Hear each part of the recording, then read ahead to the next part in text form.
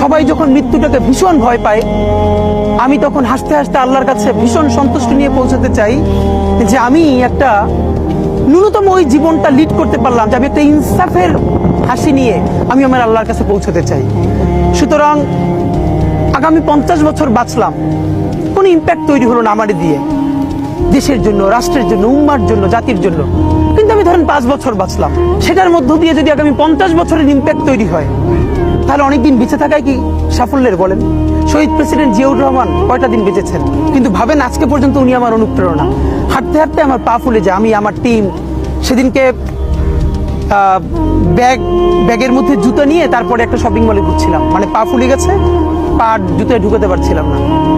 তো জিয়াউর রহমানের একটা ওনার গল্প মনে পড়ছিল, যিনি মাইলকে মাইল যখন হাঁটতেন, ওনার সাথে স্টাফদের পা ফুলে যেত, কিন্তু ওনার তো আর্মি ট্রেনিং আছে। তখন তাকে বলতো যে স্যার আপনার তো আর্মি ট্রেনিং, আমরা তো আর পারি না।